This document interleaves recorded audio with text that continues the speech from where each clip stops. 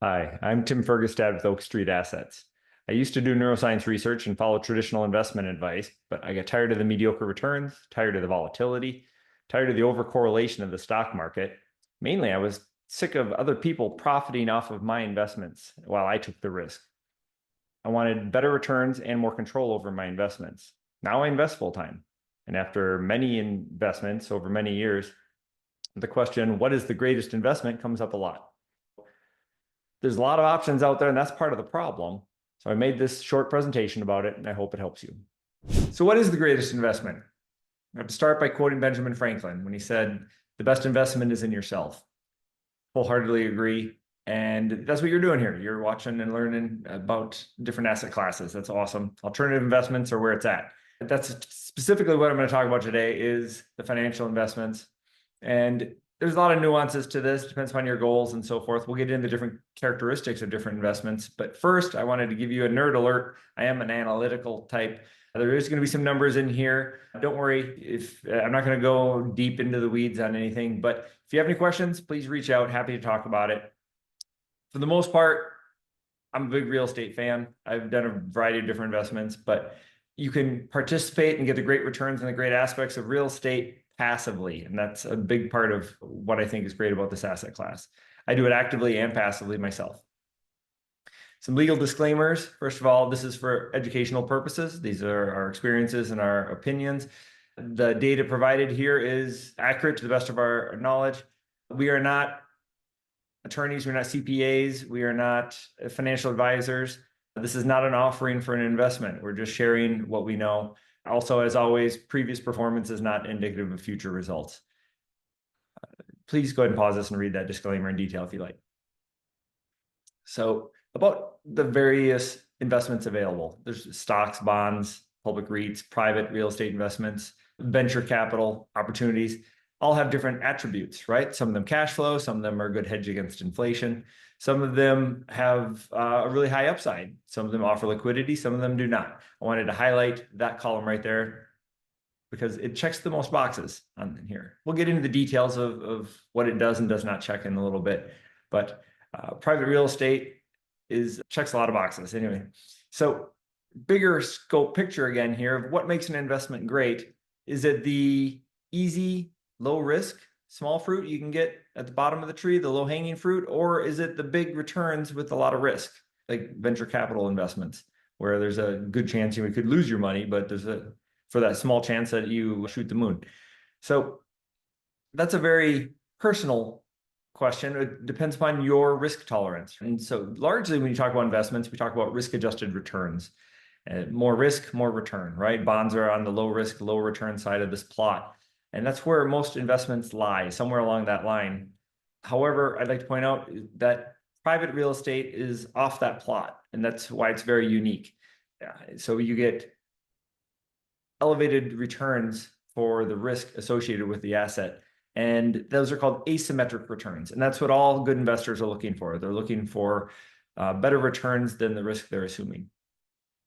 And within the real estate class, there is also another plot, if you will, of risk-adjusted returns. There's loans you can do. Senior debt on a property is considered some of the lowest, less risky investment opportunities in the real estate space, but they have on the lower spectrum of those returns. On the higher risk, higher return side are things like developments. And then somewhere in the middle is what we do a lot of as well is value add, where you take a property and fix it up and then sell it. Now, at Oak Street Assets, we invest in all three of those sort of aspects, the high end side, the low end side, and in the middle. We have a debt fund, we also do developments, and we do a lot of value add. Within the real estate class, apartments, industrial, office, retail, apartments over the last 40 years generated the highest returns consistently. And what I really want to draw your attention to here is not the average return size in the industry, but the Sharpe ratio. That's a measure of the risk-adjusted return. The higher the number, the less volatility and risk associated with that. So great asset class. These are 5-year holdings over the last 40 years. And I also wanted to point out some recent headlines in the news. These big institutional players are buying real estate, billions of dollars. These are just in the past month or two. This is summer 2024. If They have some of the savviest, most experienced investors around, and they're bullish all the time, but right now in particular on apartments or multifamily. Now, first of all, did you even know these investments were an option? I didn't. I thought only the institutional players, like in the headlines we just saw, owned them. But no, the private investments, we buy all sorts of different types of real estate and some big properties as well, hundreds of unit apartment communities. Now, I'd like to point out at this juncture that yes, there are some restrictions to who can participate in these types of investments. Generally, you need to have a relationship with us for private investments, a substantive relationship. So please reach out if you're interested. But also, sometimes you have to be an accredited investor. If you have questions about what that means, again, feel free to ask. And before I get back into what makes investments great, I wanted to discuss why these apartments have the highest risk-adjusted returns. And it's their financial advantages. They're a hard asset. They performed so well for so many decades that lenders give really good financing on them. They have a great appreciation potential. They are a great hedge against inflation. When inflation goes up, rents go up, and values of the property go up. They have lower volatility. They're less associated with market variations. They have great operational efficiencies. Compared to like single family rentals, you have economies of scale. You have professional management on site. If you have a single family rental and somebody moves out, you're not making any income, period. If you have a 20-unit apartment complex and 3 people move out, you still have 17 people paying rent, right? And we also have diversified multiple types of income streams on different properties depending. But one of the biggest things is this, that everyone always needs a place to live. During economic downturns or recessions, apartments still do great because living space is a fundamental need.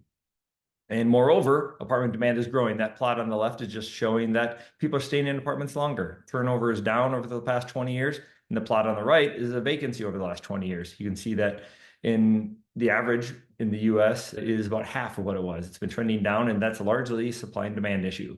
Partially because we haven't been building as much, but also because more people are renting. They're choosing to rent. Millennials and younger people are choosing to rent instead of the joys of home ownership, but also baby boomers are deciding to rent and sell their properties as well. So that's for the next decade in most major markets. It's a great asset class for those reasons as well. Back to what makes an investment great, like stocks, or I've done a lot of this myself, is speculation. You're simply trying to sell something for more money than you bought it for. And that can be very simple and easy. Of course, it's very subject to market volatility and variations. And particularly if you need your money back and you want to sell at a bad or an inopportune time, it's not a great plan. What is a great plan is to execute a business plan that adds value, like flipping a house. We can improve apartment complexes, and that we call that value add, for example. And there's different ways of doing that. There's managerial. You go in and you make the business run better, right? You decrease expenses, you can increase rents. Also, you can go in and do physical improvements. You can renovate the property. You can update the available amenities. Any market appreciation is just a bonus on top of that. So some other reasons savvy investors like multifamily, the multifamily asset class, is the cash flows. You can get passive income from them. You have amazing tax advantages in different types of real estate. A lot of people are in real estate just for the tax advantages. Investors get preferred returns on a lot of these investments. That is, they get paid first before they start sharing profits with the operators. I mentioned economies of scale, and it's a great hedge against inflation, which is why a lot of people have it in their portfolio. It's a great recession-resistant investment. You can have insurance on them. The risks associated with real estate are a lot easier to mitigate. Again, high returns, and you can participate actively or passively in these. But one of the big things is forced appreciation. Now, don't get overwhelmed with this. Basically, it's the ability to go in and appreciate the value of commercial real estate. Generally, with residential real estate, the value of your property is dictated by your local market, right? If somebody has the same model house down the road, same vintage, same square footprint or size, your property is going to be similar in value to that one if it's recently sold. It's a good comparative market analysis or comp. Now, in commercial real estate, the value of the property is based on how much money it makes. So 2 properties here. The one on the left is a vacant vacant office building in LA. And the one on the right has a great tenant in it in LA. The one on the right is worth a lot more money because it's generating a lot of money. The other one is an office building that they can't get renters for. And so the value is very low. It's based on income. how that looks in a math equation. Again, don't worry about this too much. The point is you compare values of properties in different markets and submarkets through a capitalization rate. It's just the value of the property as it correlates to the income it generates, right? So if you double, in this example in the lower half of the screen here, if you have a 50% increase in the net operating income, you get a 50% increase in the value of the property. So this is a 5% cap rate, for example. So 500 divided by 0.05 is 10 million. If you increase the net operating income, maybe you increased rents, maybe you decreased expenses, or both, and you have a $250,000 annual increase in the net operating income, then you get a $5 million jump in the valuation. Here's a sample investment that I was able to partner on in Las Vegas, 168 units. Purchased this for around 12 million, needed about $14 million for the other costs and the renovations needed for about $73,000 a door or that's an apartment. And in about 3 years, able to renovate, get rents from about $700 up to about $1,000 a door, as well as get occupancy up. So the net operating income increased $500,000 a year, which allowed us to sell this for $140,000 a unit, which was a $10 million increase in property value. Investors got a 2.5x equity multiple return on that. Shown on the right, that's a sample $100,000 investment. In 3 years, they got $250,000 back. They got their return back plus $150,000 in profit. That's a 50% average annual return. $50,000 over each year for 3 years is the average. And that's a home run. Again, not typical. Previous performance is not indicative of future results, but this is a great example of how forced appreciation works. Now, some other things you want to look at when you're thinking about what are good investments is where do the wealthy invest? Where do savvy investors invest? This is an asset allocation plot provided by the Tiger 21 multi-million-dollar investment group. And private equity, private real estate are always in the biggest asset classes they're in. Similarly, look at the Yale $40 billion endowment. They just recently were quoted with saying in 1990, over 70% of their investments were in US stocks, bonds, and cash. Today, it's less than 10% of their portfolio. They have 90% in private equity, foreign equity, and real assets. That's real estate.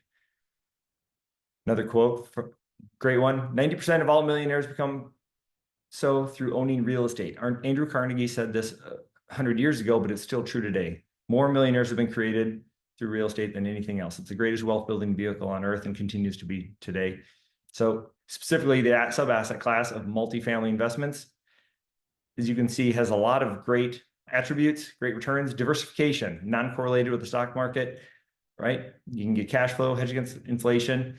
It has great tax advantages. You also are creating an impact. You're making properties better, communities better. You're providing housing, affordable housing, and safe housing. And you can participate in this passively. So again, a lot of great things, but there are some downsides. I have to absolutely talk about those. One is real estate is not fast and it's generally not liquid. What I mean by that is that you can't always get your money back right away. So often, like our apartment value add syndication projects are 3 to 7 years. And if you need your money back right away, or you like to change your investments frequently, then that might not be a good fit for you. However, the returns are great. And generally in the stock market, you try to historically double your money every 10 years. We try to do that twice as fast. Every 5 years is the goal, is the targeted returns for those. And that's a great trade-off in my mind. Generally, my opinion is you don't want to be emotional and moving your investments around frequently. You want to have a strong strategy and stick with it. I would like to point out, though, that there are some real estate investment opportunities that do have liquidity. One of them is our impact lending fund at Oak Street Assets. We've partnered with some great people who've been running a fund for 10 years, and it's so big they do have liquidity. Most debt funds have a 12-month lockup period, so you can't get to your money, but this one actually doesn't have that. There's no lockout period. So the impact lending fund is a great opportunity. If you want to learn more, you can go there and see it. So there are some with liquidity, though. Another thing that great investments have is that they're adjustable, right? They can be tailored to your needs or goals. For example, if you're in retirement phase, you're trying to get out of your W-2 or your regular job and you want some income, you can get that passive income or cash flow, is what we call that. However, if you're earlier in your investment journey and you are trying to grow your nest egg, you can forego cash flow for things that have a bigger upside at sale for equity growth. And you can get something in between. right? Maybe on something that cash flows a little bit, but your investment is still growing as well. So there's great options in real estate that way, particularly in apartment and syndications. And how that generally works is there are the operators, the people who run the deal, who are the general partners, and they have control over the deal.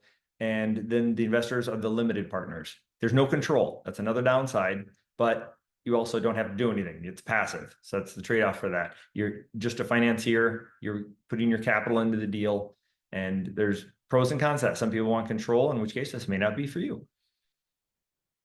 Some of the examples of what the sponsors do and when they take the risks is we got to source the deals, underwrite them, get them under contract, do the due diligence, put up our own money as for the earnest money deposits and the pursuit costs, and sign on the loans, take all that risk. And then we have to do the work also of running the whole operation, executing on the business plan, managing the project, as well as being a financial steward of the entire investment with the investors, as well as the actual disposition or sale.